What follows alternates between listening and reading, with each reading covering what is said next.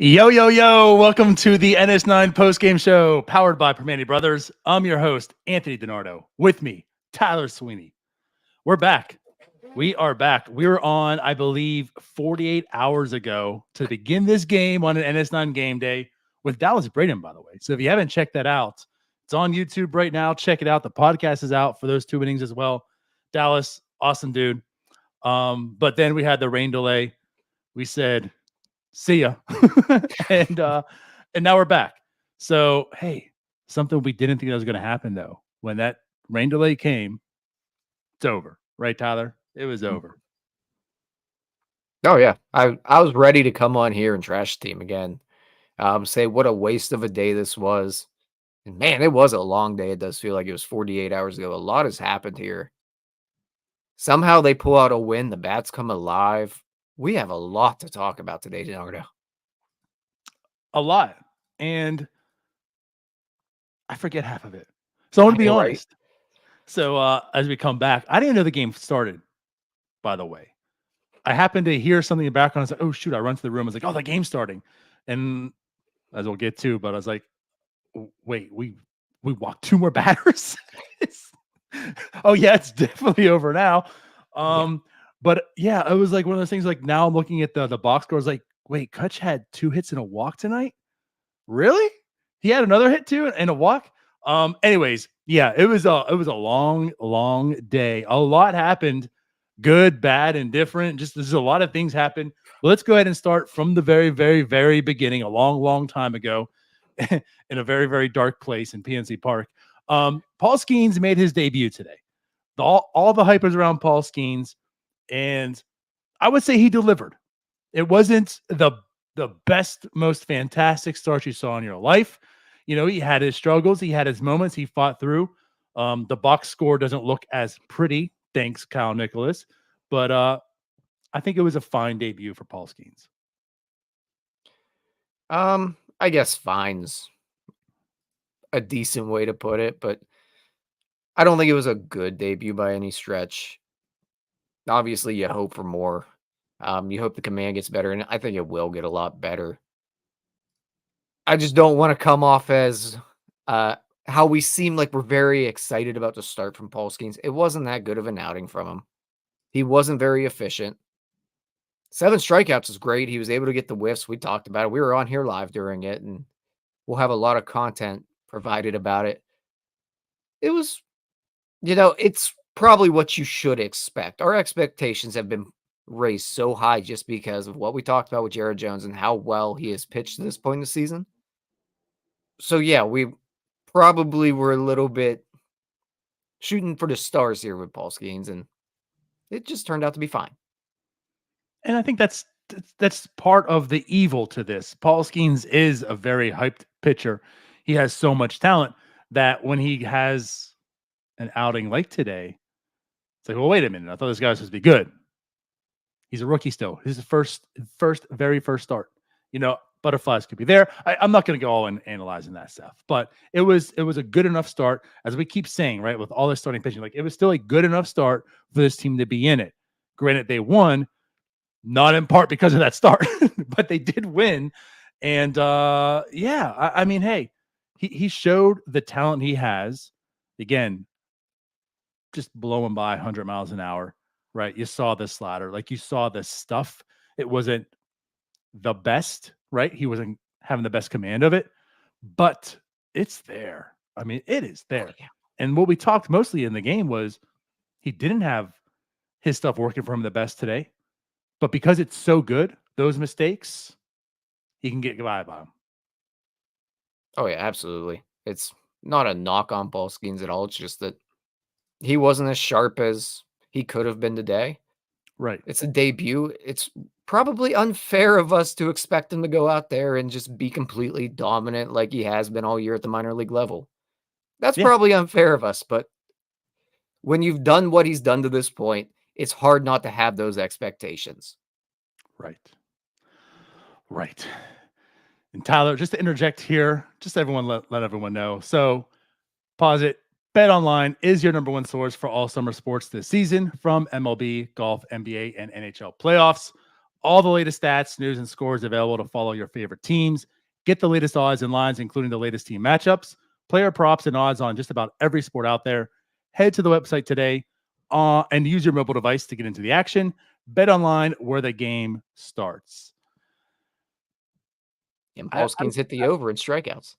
There you go. We were talking about that, right? 6.5. He hit the over. And we talked how the inning is going to be a big factor. If he goes 5-6, maybe. If he goes like 4-5, maybe not. Hey, he went 4 and he hit the over. So again, just kind of show the talent. 7 strikeouts, 4 innings. Paul Skenes is that guy. 16 whiffs today. 14 whiffs today. And let's be honest, like, one of the main reasons that the start feels maybe a little more fine than good is what happened in that 5th inning there and how it unraveled, not really to his fault. Well, partly. I mean, Partly, it was yes, a factor of the 2 guys being on base, to be fair. However, 2 outs, bases loaded, 12 straight balls. You walk 3 guys. Come on, Kyle Nicholas. Come on, man. Yeah, that was just, again, the moment we're talking about. The Pirates had a lead. The offense was there. Paul Skenes was pitching good enough. The offense came out. It was a 6-1 ball game. 2 guys on. Yeah, Paul Skenes, the 5th inning didn't go. You were hoping he was going to get through it, right? Didn't go quite as planned. But bases loaded, 2 outs, and you walk 3 straight batters. And then Fleming comes in and says, "You know what? Let's kind of continue this. This seems fun.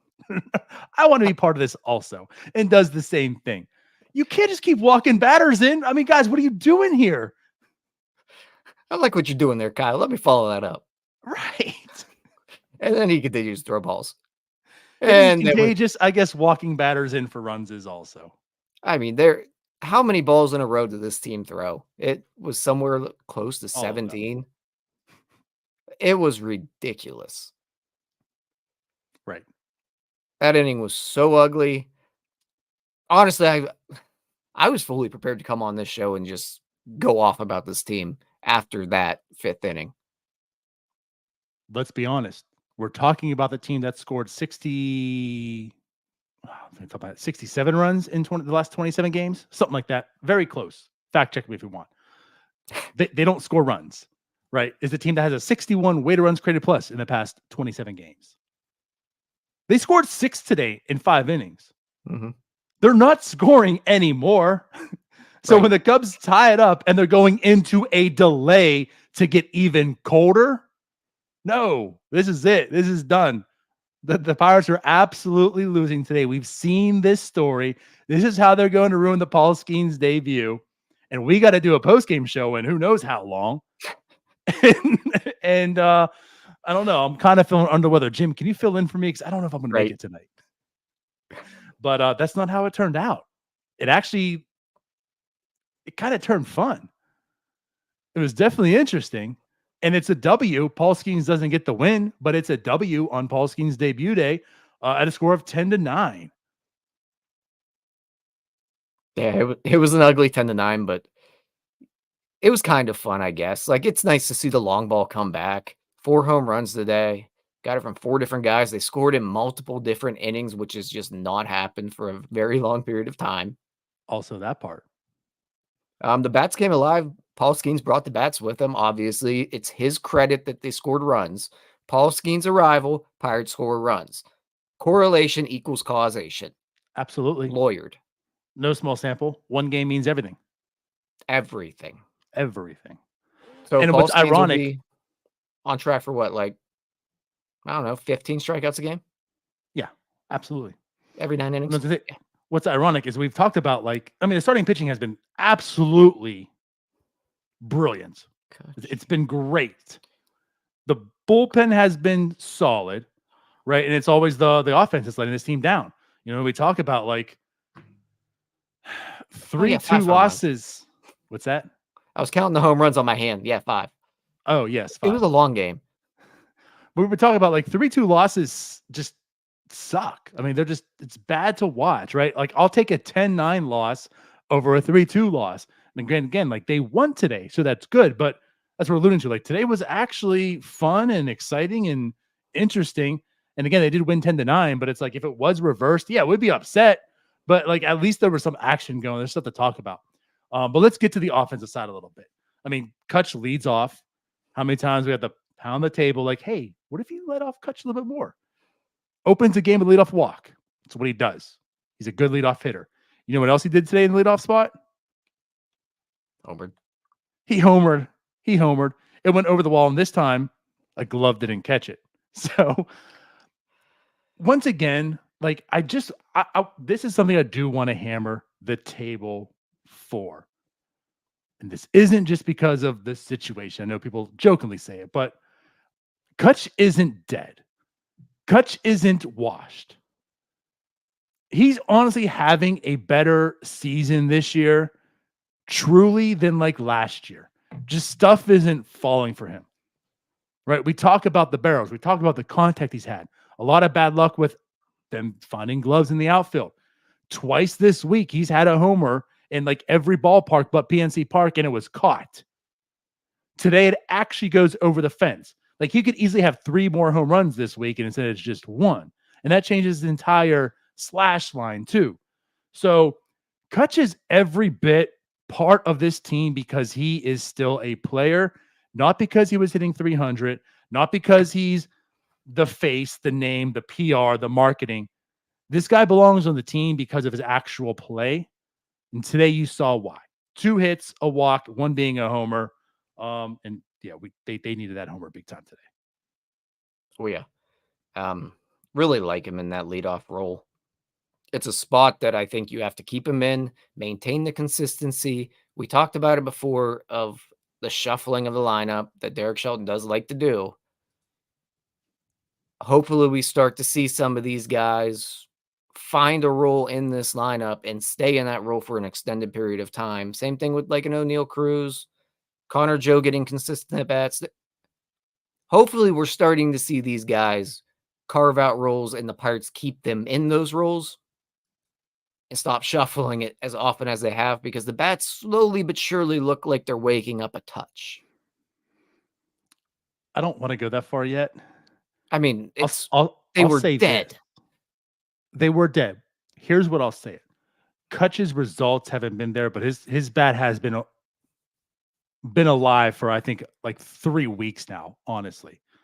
Cruz is absolutely waking up. I'm saying this because collectively, I'm not so sure if they're waking up, but a few individually are. And Cruz is on fire right now. Oh, yeah. Cruz is absolutely just tearing it up. Reynolds is still Reynolds. Hayes goes on the IL today. His bat hasn't been inspiring by all means, but it hasn't been a problem. Now he is out.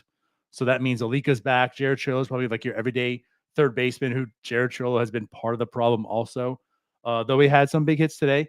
But yeah, like, I don't know if I'm ready to go as far as like the team is waking up. Like, it's coming close. They've had moments. Today was just a weird game too. But I'll say, like, at least Kutch might start to like find luck on his side, and they're going to start to fall, and Cruz absolutely is. So like, if you can at least give me Cruz, Reynolds, and Kutch, there's a start at least. And here's the other thing about the hot streak that Cruz has been on. We're seeing him hit in the top 4 parts of the order. They're not shoving him down there at 7. What are we seeing when he's hitting up towards the top? He's getting better pitches to drive because he actually has some guys around him who aren't completely useless human beings at the plate. Like, I know it's not the. I know. They're just less useless than the other guys behind him. Exactly, but there's literally no threat when he's hitting 7 anywhere around him. Oh, and actually, yeah, my bad. I don't know why I thought Connor Joe. There's four guys right now in this lineup that are I'm feeling confident in. So keep him towards the top part of the order. For some reason, well, we know the reason, but teams are giving him more mistake pitches at this point, it feels like. And he saw on his home run today, there were 3 in a row that he got, and the third one he just finally murdered. Keep him up there. Guys around him can actually put the ball in play, and maybe teams aren't going to be so careful with them. Right. I'm all for it. I'm absolutely for it. And especially the way he's playing now, he's earned it. There's no reason he needs to be batting down there. Not with the performance of the rest of the team, and not with his performance also. At least before, you could argue he's deserving of being number 7. It was really bad. But at this point in time, his season's been a complete 180 at this point. And you can't even give me the excuse about we're going to hit him lower against lefties. Justin Steele's a pretty good lefty, and you hit him in a cleanup spot today. He had another good day.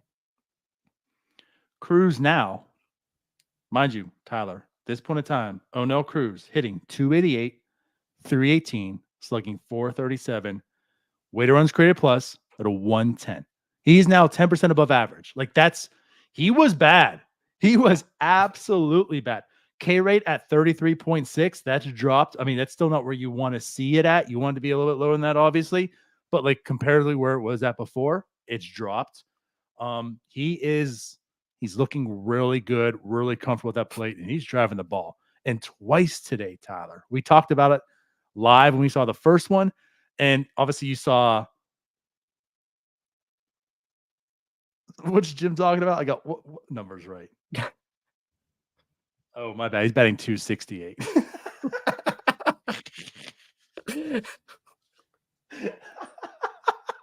Okay, close enough. But you just made all 3 of them up. One of them was right. I just can't read. That's too far away. But no, the effort in this swing. He hit the one 114 and the last one 119, and none of those looked like it was like a max effort swing. No. It's remarkable. No, his home run was silly. He half swung and hit 114 miles an hour. Yes. Honestly, the things he can do, it's incredible. Just once that consistency can get there, we talk about it all the time, but that consistency has to come, and it's only going to come by getting those consistent at bats that we keep talking about. Yep. So exciting stuff. Going down here. So like we mentioned, Oneil Cruz also had a home run. Kutch had a home run. Connor Joe had a home run. Yasmani Grandal. I want to talk about him a little bit. Had a home run. He also had 2 hits today. His OPS is now at a 749. Mm-hmm. Right? Talk about small sample and what a one game can do for you. 749. Now it's like, oh, Grandal's a good hitter. This is a great signing. I do want to go back to what I said, and it hasn't been pretty since. And this is also why I haven't really bashed him to this point. He is the slowest person in the entire world. That's factually correct. So when we talk about that, those are facts. But I haven't talked too much about his performance. I mean, last night, the defense, that was an issue. But when he came up, I said, I want to allow him some time because I'm not sure what I'll make of Yasmani Grandal yet. I know it wasn't pretty with the White Sox. I've said I want to give him some leash because I'm not so sure if it was just the White Sox situation. Grandal, we'll find out. Again, this isn't today because he hit the home run, has 2 hits at 749 OPS. I'm saying, yep, see, I told you. It's just, this is also why I still want to wait and see from him. It's still very, very small sample, but I'm not ready to write him off. That's all. And this is why. So he had a hit last night. He got a hit today. Double last night, then a home run and a single today and a walk. No walk today. Sorry. That was yesterday. Yesterday got the walk, right? I don't know how these games run together. I feel like we've watched 4 games in one day. It's like I said today, was Paul Skenes start today or was it yesterday? I don't remember. But at any rate, the bats looked better. So 2 for 4 today, 3 RBIs for Grandal. It was a big day for him, and he was a big part of today's win also.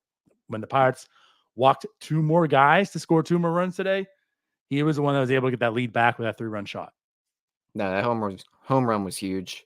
He got a mistake pitch, and we saw that a couple times today by the Pirates. The Cubs did make some mistake pitches, and the Pirates actually punished them for it, and punished him by hitting the ball over the wall.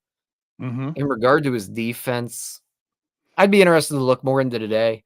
I feel like he wasn't exactly strong behind the plate at getting strikes when he possibly could have. I know there were a few that were in the zone that he didn't get, and I didn't want to put those on the umpire because it seemed like he let him pull him out of the zone. I don't have the information in front of me, so I'd have to actually look into that, or someone can fact check that for me. That's just the eyeball test I saw today. He did throw out a runner. No, That was excellent. huge. Great throw. I mean, didn't throw out another runner, but he didn't stand a chance on that one.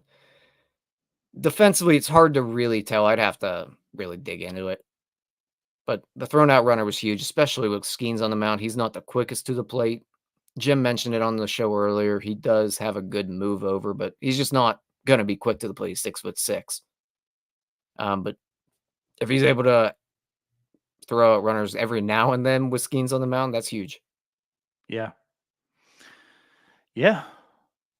11 hits. Pirates had 11 hits. They scored 10 runs today. It's crazy. They haven't done that. They haven't scored more. I mean, last month was it 5 runs. The most they've scored in a game. Is that what it is? Maybe Probably. 6. I think 6 one time. God only knows. So 10 runs today, and again, as mentioned, 5 walks, 11 hits. But let's go to the Cubs side too. The Cubs had 10 walks. The Cubs walked 10 times today. 10 hits, 10 walks. That's what I jokingly said. If I told you yesterday, especially after yesterday's game, that Paul Skenes is going to start today, and the Cubs are going to walk 10 times and have 10 hits, and the Pirates will win by a run, what the hell would you be thinking? I would think that Paul Skenes was hitting today. Because that's the only way they were going to score. Probably a lot better than he's pitching also. Yeah. I probably would have called you crazy that the bats suddenly break out, but hey, they finally took advantage of some mistakes, and the one part of this team picked up the other part for the first time in a long time. The bats actually picked up the pitching staff because the pitching was bad today. Yeah. The bats finally came through for them. You know what I fear? That the pitching's going to go in the toilet and now the bats are going to wake up. We've talked like the last 3 weeks of, right? The bats are going because the pitch, like you can't expect this from the rotation, especially for the entire year, how good they've been. I mean, maybe with Paul Skenes in there, maybe, but like they've been playing really, really good. When are they going to struggle? Is this it? The bats now alive and now the pitching's going to struggle and we're going to continue this? I hope not. But at any rate, They're losing games 13-7. Hey, at least you know what? Yeah, right. But yeah, man, like today was just it was a struggle. You can blame a lot on Shelton too. I mean, Kyle Nicholas has to do better.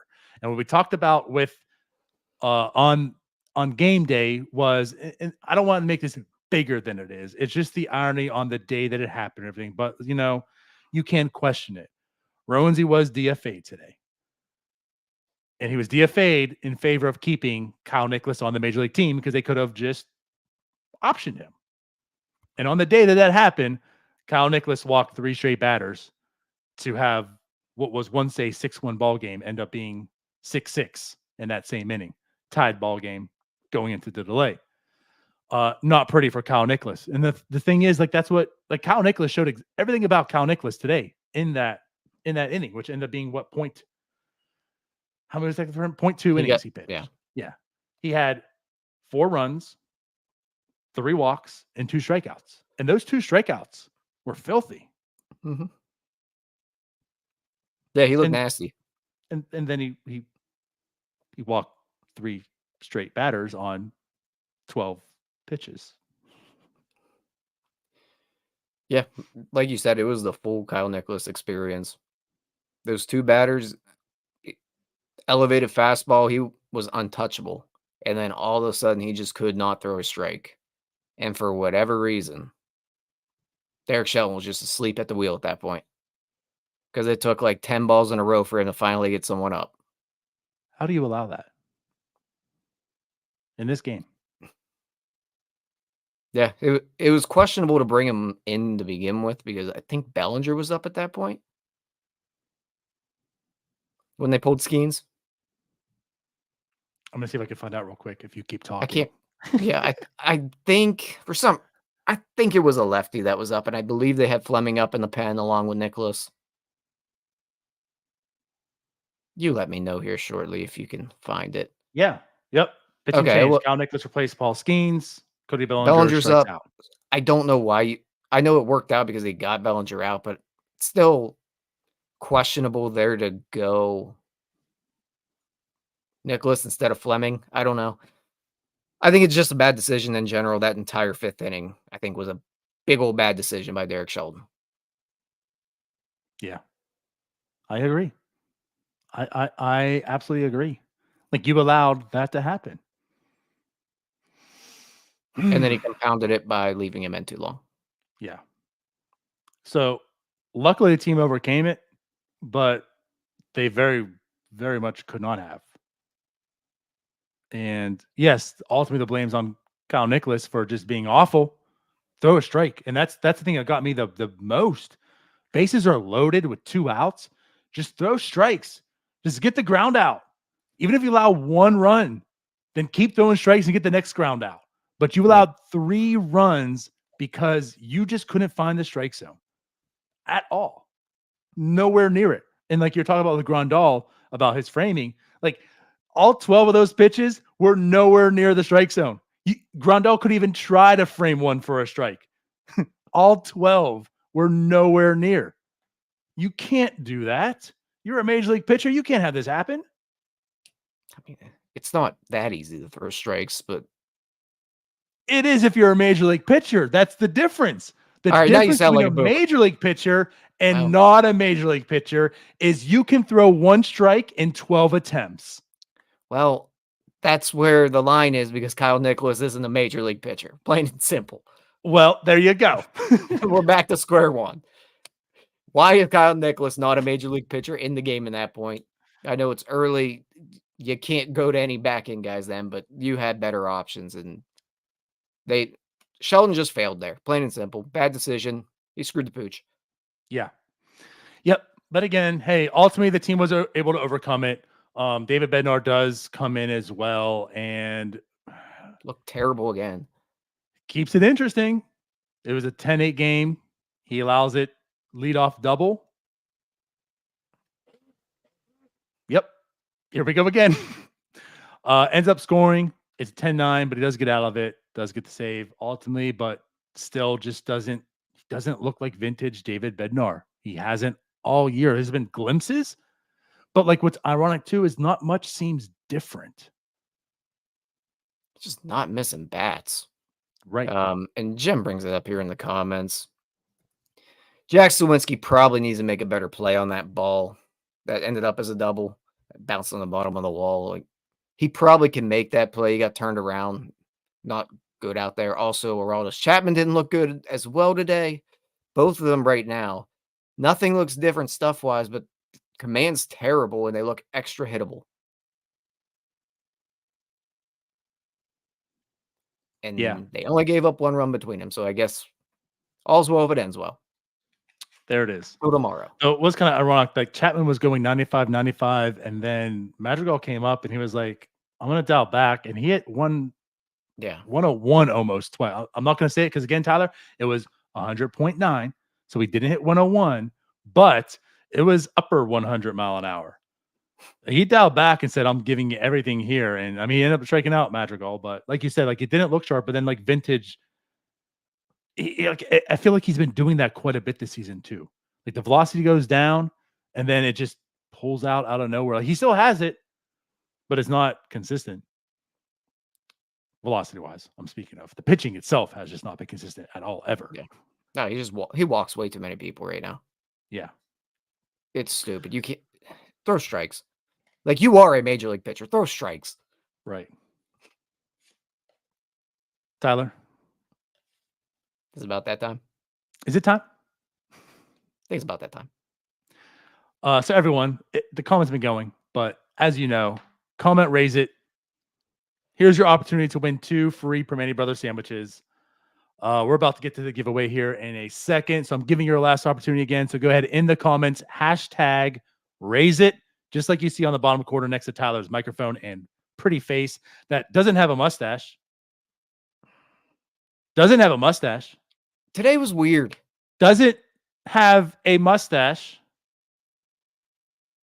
This is why nobody likes you. True. Everyone owned Tyler in the comments as well. Doesn't have a mustache. Promised everyone a mustache. Does not have a mustache. I completely forgot. Hashtag raise it in the comments. Get yourself some 2 free Primanti Brothers sandwiches. I'm about to go to the draw now. So everyone, again, as always, we appreciate you. Go ahead if you haven't, subscribe to this channel. If you're interested in the memberships, you can check those out too. They start at 99 cents. Have some cool perks. Only 53 entries though. I'm giving you guys 2 more seconds. Hashtag raise it. 53. All right, let's do it. You ready, Tyler? I'm ready.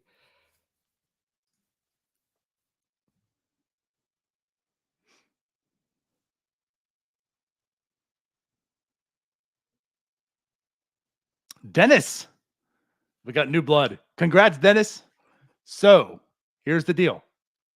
Go ahead and DM us on whatever social media, Twitter, Facebook, Instagram, even TikTok. Don't do TikTok. I never see the DMs there. Or email us at northshore9@gmail.com. So congrats, Dennis. Congratulations, Dennis. Reach out to us. Give us the address you want me to send these to. We'll have those out to you this week. And that's it. Pirates win 18-22 now. It's been a long day, man. I'm ready to get out of here. Me too. I know you guys can't see. I've been good, haven't been drinking on air, but yeah, I'm ready to go. There's my margarita mix. There you go. Let's get this. All right. Thank you guys for staying in there with us today.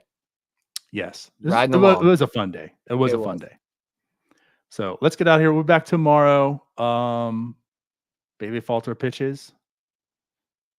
You and I, not in the post game. We are done. Oh, tomorrow's Mother's Day. Happy Mother's Day to all you moms out there. That's right. Happy Mother's Day, Araldis. Enjoy your evening. Hey, you all. Thank you for watching. I know we try to provide the most entertaining content that we can, and we'd love to spread it to as many people as possible. So I know it doesn't seem like a lot, but if you could take the 5 seconds to like this video and subscribe to the page, it helps out so much more than you know. Thank you, and let's go Bucks.